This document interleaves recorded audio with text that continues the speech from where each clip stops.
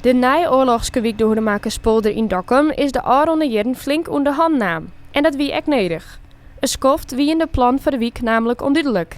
En dat heeft zijn uitwerking op de Wiek. Mensen wie een lulk en ontevreden. Wie vertut is, de tuin min. Nou ja, en dat je nou zeggen, vooral we staan je natuurlijk nou voor de bouw van de laatste stuk van het deelgebied 4A. Maar dat je hierachter zeggen, daar ben we begonnen dat we, nou ja, daar zie je wel wat er verloren is. Het lijkt nou al netjes, mensen hadden weer zin nodig om het mooi te maken. En natuurlijk, het zijn comfortabele wenningen. En de wenningen wie echt slechte, wie skimmel, wie koud, prutte stoken. Ja, en nu ben het moderne wenningen. Terug duidelijke plan en een concreet vernijingstraject is het vertrouwen van bewoners weerom. Daardoor bleven een soort hierders in de Wiek wenjen. Zij is een tredde part van de hierders weerom kwam naar de gebieden dat de eerste nieuwe huizen gebouwd waren. Maar voor gon meesken wie het echt de kans om haar wencarrière te verorien. Jonge mensen komen bijvoorbeeld soms dan een huiskeepje.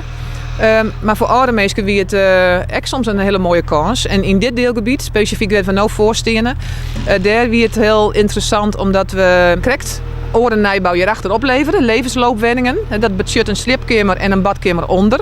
Zodat mensen direct wat je ouder worden. Ik ben je blauw kennen. Nou, en dat betekent voor de mensen die hier wennen, dus de oude mensen of mensen van middelbare leeftijd, dat ze in één keer oerkoen naar je nijbouwwenning.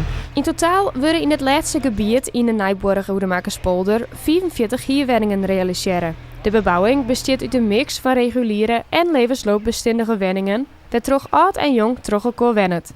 De huizen verschillen dus wel qua indelingen, maar ze voldoen wel aan dezelfde nieuwe eisen. Ze zijn comfortabel, energiezuinig, zijn ook gasloos. En nou, dat is natuurlijk ook wel even wennen voor onze huurders. We hebben ook zonnepanelen ook nog op het dak liggen. Dus dat compenseert ook weer het energieverbruik. Dus al met al kwalitatief heel wat mooie woningen die we hier neerzetten. Het nijbouwproject is uitbesteed aan bouwbedrijf Jellema. En tegemoet met Adema Architecten is het project ontworpen. Het bouwbedrijf beziekt het zo lokaal mogelijk uit te vieren. Mij zit hier eigenlijk met een heel grote partij uit Noord-Eerst Friesland.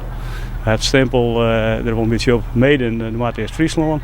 Nou, al die partijen, hier wij, metselaars, stukendoors, installateurs, groenwerkers. Dus ja, dat is eigenlijk wel vrij speciaal. De verwachting is dat het hele project rond de bouwvak opleverd wordt.